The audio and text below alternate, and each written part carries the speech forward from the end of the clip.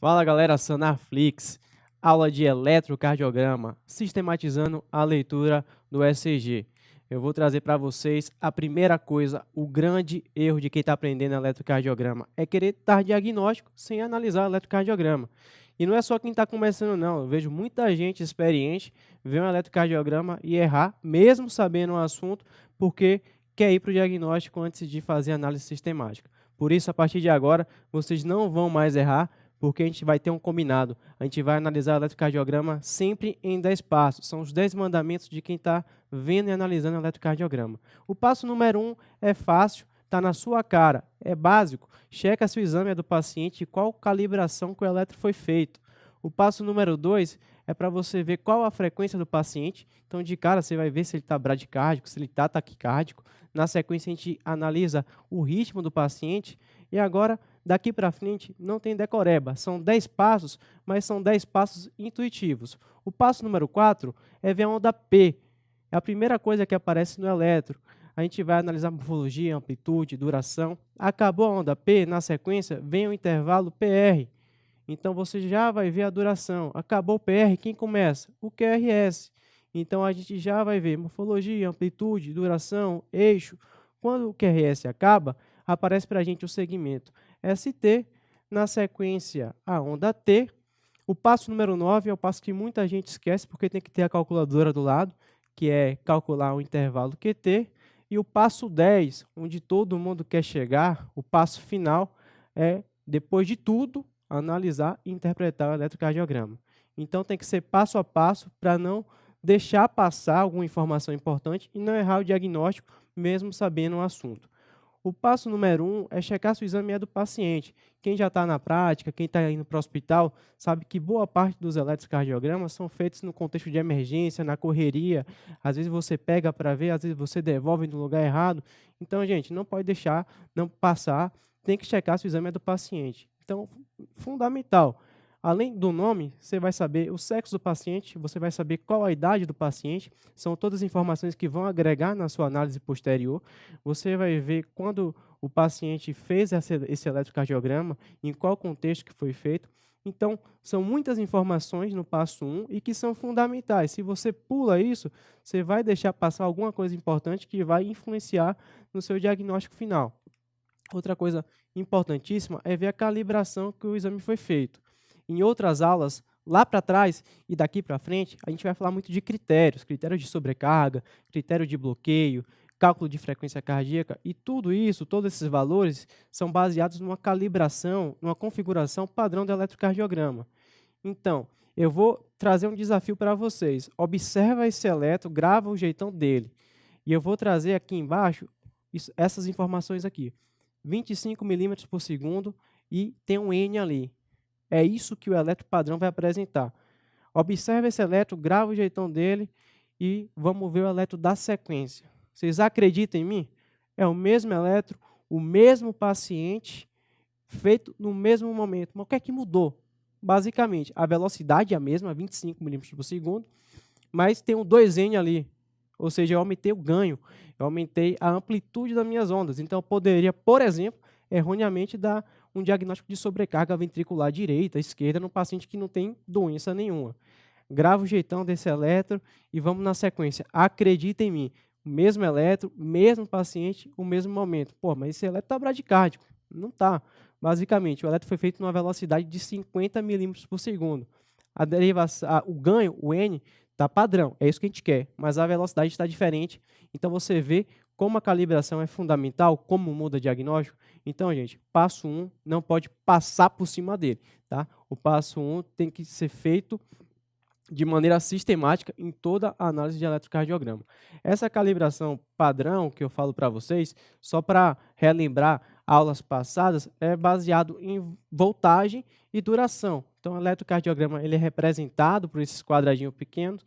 O N e a duração é representado na vertical e na horizontal. Então, quando eu falo que o meu eletro foi calibrado e foi rodado na configuração padrão do N, eu quero dizer que 10 milímetros, então 10 quadradinhos pequenos, quando eu analiso ele na vertical, corresponde a 1 milivolt. Então, se eu for olhar cada quadradinho pequeno, vai corresponder a 0,1 mV. Isso é importantíssimo para critério de sobrecarga, por exemplo. E o tempo? A velocidade de 25 milímetros por segundo é importantíssimo quando eu estou avaliando a duração. Por exemplo, em situação de bloqueio de ramo direito, de ramo esquerdo, duração da onda P. Então, tudo que a gente fala de padrão de normalidade é acreditando que o eletro foi feito nessa calibração padrão. O exame do meu paciente foi calibrado corretamente, calibração padrão, eu posso ir para o passo seguinte. E só aí eu posso ir para o passo seguinte, que é calcular a frequência cardíaca. Se o paciente tem um ritmo cardíaco regular, acaba sendo fácil, é uma continha básica que tem que fazer. Então, o eletrocardiograma padrão, ele é rodado em 25 milímetros por segundo. Se eu tenho em 1 minuto 60 segundos, eu vou ter 1.500 quadradinhos, eu divido pelo intervalo RR, que nada mais é que 2 contrações ventriculares, e eu vou ter a frequência cardíaca do meu paciente. Se eu fizer isso para o meu paciente que está em ritmo regular, eu vou acertar sempre, sem decoreba, eu vou acertar e dar o diagnóstico da frequência cardíaca correta dele. Mas nem sempre o paciente tem um ritmo cardíaco regular, e esse intervalo RR é bastante variável. Então, existe um bizu, uma dica que eu vou dar para vocês, é que o eletrocardiograma ele é rodado, e lá em D2 longo, aqui embaixo, observa, ele é rodado em 10 segundos. Então, o que é que significa? Conta quantos QRS tem nesses 10 segundos. No caso aqui em questão tem 19. Eu multiplico por 6, então eu tenho 60 segundos. Eu tenho a frequência cardíaca do meu paciente, mesmo em ritmo irregular pelo eletrocardiograma. Então, o eletro do meu paciente, calculei a frequência cardíaca e agora eu vou analisar o ritmo do meu paciente. E aí a gente vai ter que relembrar de conceitos lá das primeiras aulas da condução elétrica do coração. O estímulo fisiológico, o nó sinusal, ele fica lá no ato direito, lá em cima. Então, o vetor de despolarização da onda P, ele sai da direita para a esquerda, de cima para baixo. Ele percorre os feixes internodais, vai gerar a despolarização do QRS, a contração ventricular, e por fim a gente vê a onda T, que é a repolarização ventricular. Isso é o que eu espero de fisiológico de um paciente em ritmo sinusal, mas nem sempre vai ser assim, tá? Então, quando eu vou analisar o ritmo do meu paciente, procura a primeira coisa que você vai ver a onda P. Se ele é sinusal, como eu falei que o vetor está indo de cima para baixo, então ele vai ter que ser positivo nas derivações inferiores, D2, D3 e AVF. Então, procurei a onda P, está positivo nas derivações inferiores, só isso não basta. Eu tenho que continuar analisando. Se cada onda P está conduzindo um QRS, está legal, está fisiológico, é isso que eu espero de um ritmo sinusal. Mas não para por aí. Tem que ver se a onda P tem a morfologia igual na mesma derivação. Ou seja, se eu estou olhando D2, por exemplo, essa onda P tem que ter uma morfologia parecida, igual, semelhante. Ela não pode ser grande em um momento, pequena em outro momento. Ela tem que ter um padrão morfológico semelhante. Eu vou trazer para vocês um eletro meio bizarro, é um ritmo atrial ectópico, e o que chama a atenção aqui, derivações inferiores, D2, D3, cadê minha onda P? Tem onda P? Bem, eu estou vendo a onda P. Mas o que é que chama a atenção? Essa onda P está negativa. Mas será que está mesmo? Vamos confirmar em D3? Pô, está negativa mesmo.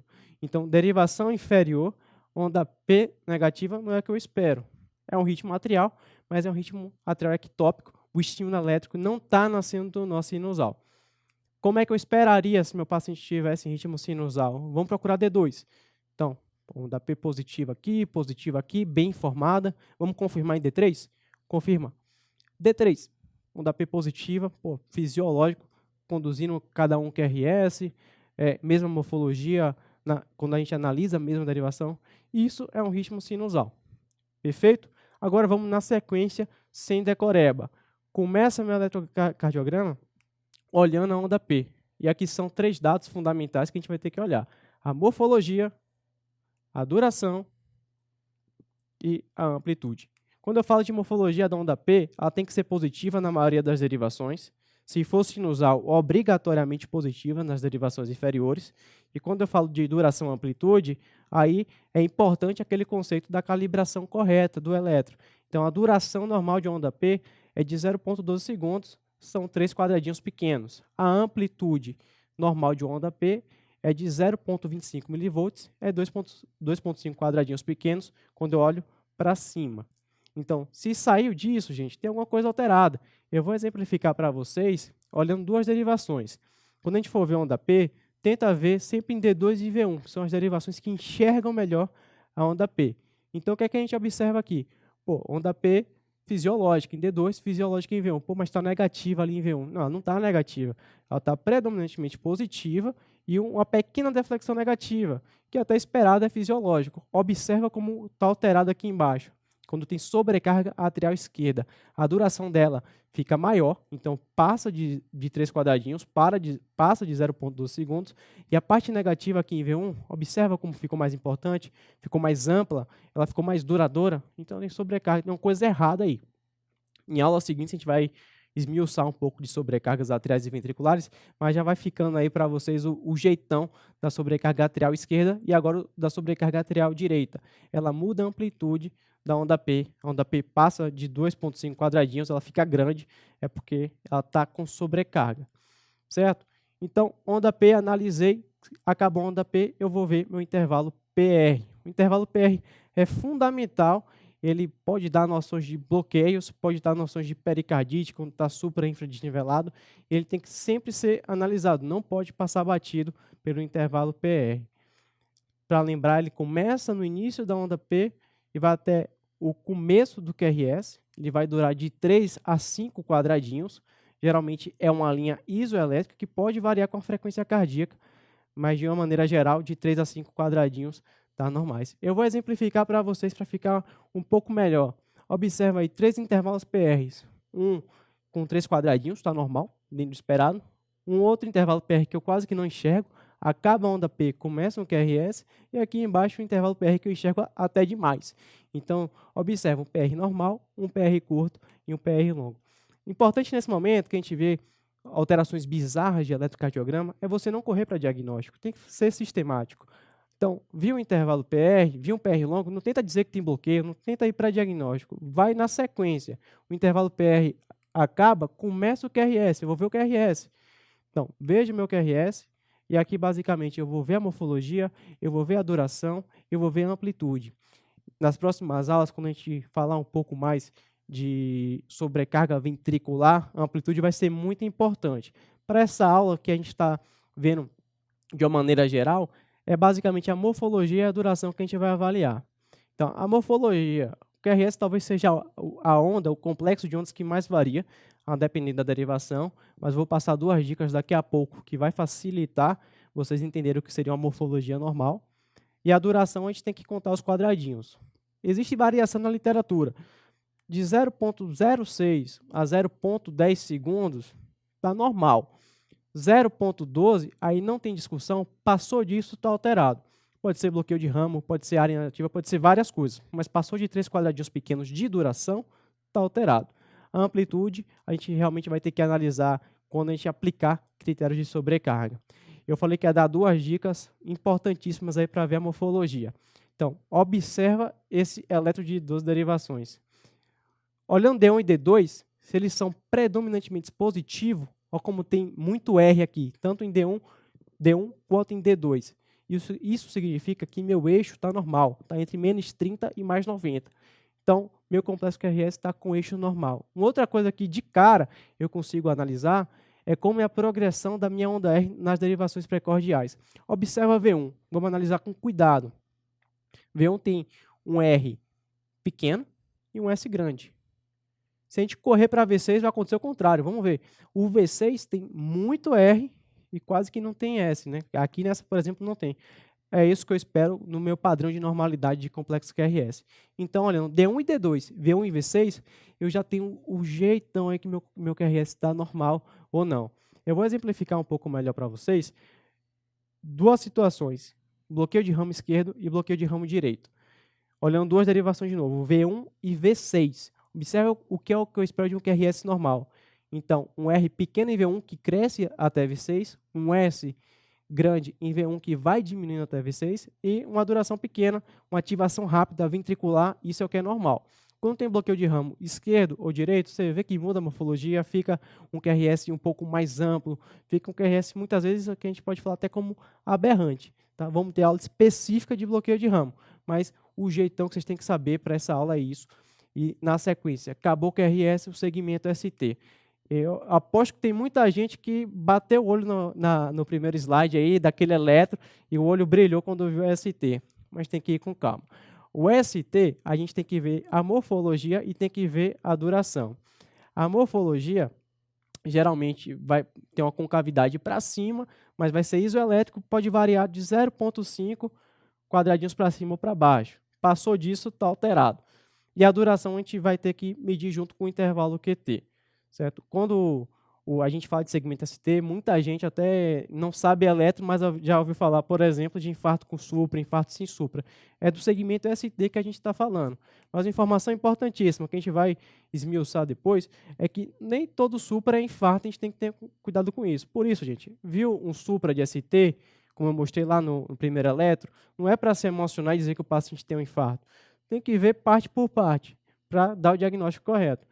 Então, eu vou exemplificar aqui um ST normal, um ST com infradesnivelamento e um ST com supradesnivelamento. Nem sempre vai ser aberrante, mas ele vai ter aquelas alterações básicas, às vezes são alterações pequenas, por exemplo, 1 milímetro já está alterado, já posso dizer que tem infra ou supradesnivelamento.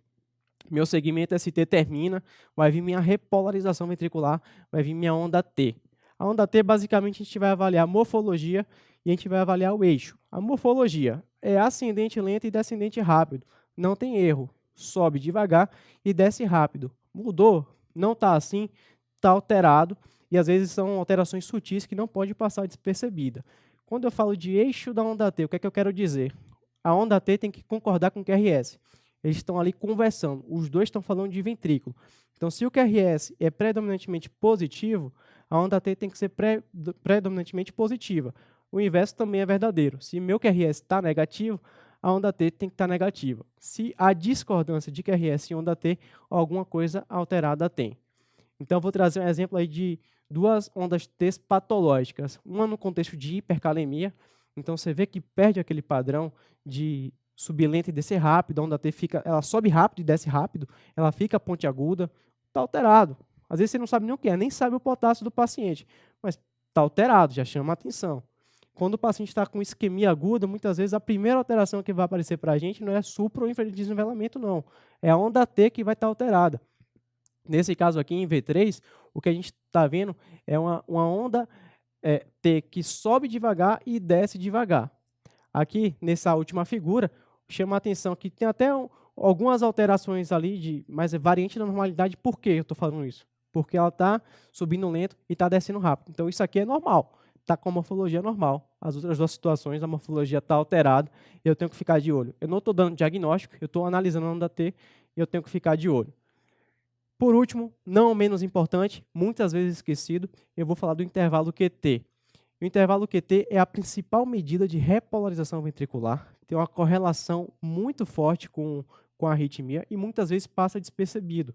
E eu tenho minha teoria, que ele passa despercebido porque a parte importante que a gente avalia nele é a duração, e para calcular a duração, a gente tem que ter uma calculadora do lado. É minha teoria, vocês vão entender por quê. O intervalo QT, então, para conceituar, o intervalo QT ele começa do começo do QRS e vai até o final da onda T. Só que ele tem uma variação muito importante com a frequência cardíaca. Então, na verdade, quando a gente analisa o intervalo QT, o que a gente está correndo atrás é do intervalo QTC, que é o intervalo QT corrigido pela frequência cardíaca. Então, no exemplo aqui em questão, a gente tem um intervalo QT com a duração de 10 quadradinhos pequenos, e eu sei que cada quadradinho é 0,04 segundos, então meu intervalo QT dura 0,4 segundos, e o RR, que são duas sístoles ventriculares, tem 22 quadradinhos. Então, eu tenho que fazer a conta, não é difícil, mas tem que ter uma calculadora para facilitar, que basicamente é pegar o QT e dividir pela raiz quadrada de RR, e aí você tem os valores de normalidade que variam de homem para mulher, mas então de 0,45 para homem, 0,46 para mulher segundos, está normal. E agora, no passo 10, né, onde a gente queria chegar, é analisar e interpretar o ECG. Vamos passo por passo. Passo número 1, eu vou dizer para vocês, podem confiar em mim, o exame é do paciente, eu estava do lado na hora que foi feito, está identificado, está datado, tem horário que foi feito e está na configuração padrão, 25 milímetros por segundo e a amplitude em N. Pode confiar.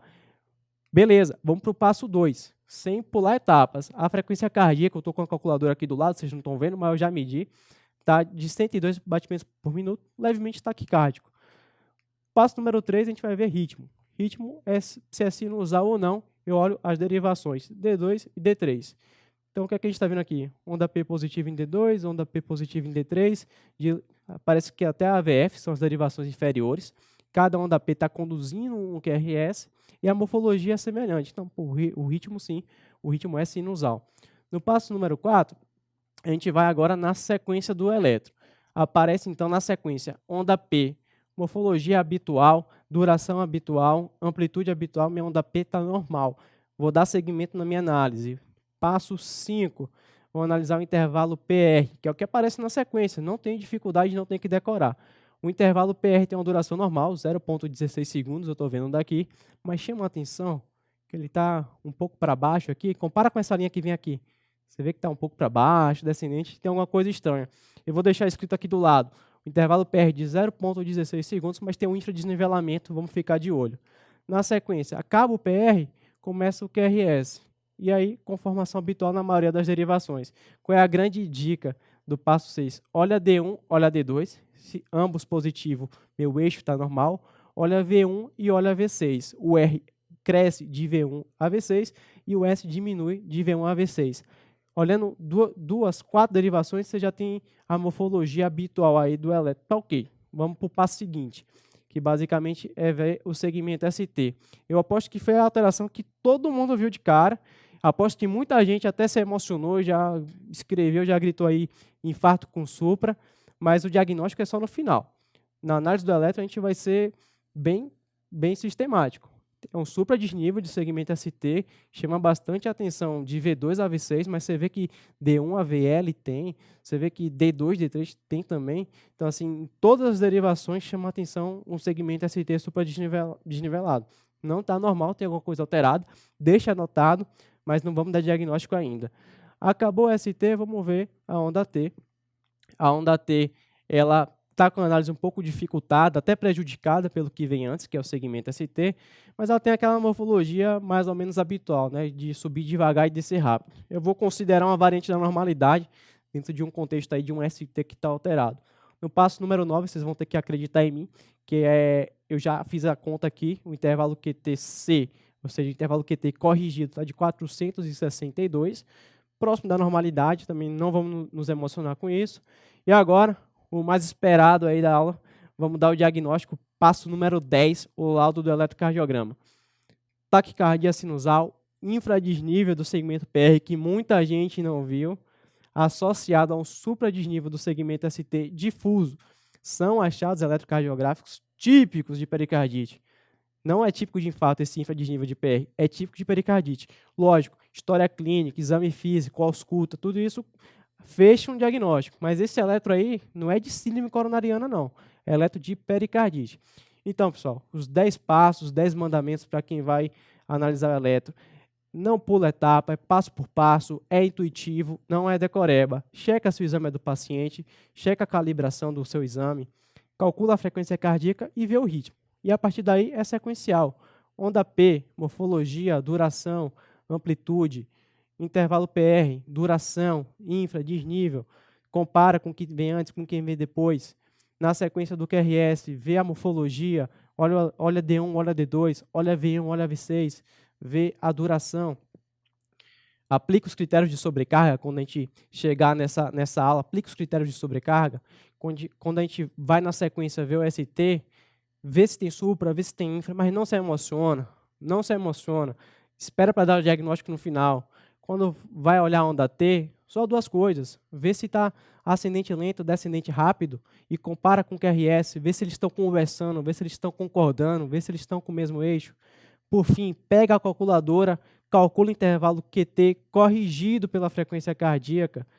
E o passo 10, agora sim, com calma, sistematizado, analisa e interpreta o seu eletrocardiograma.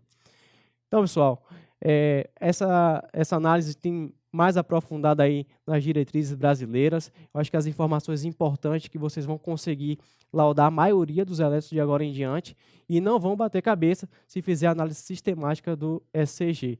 Então, bons estudos, até a próxima aula.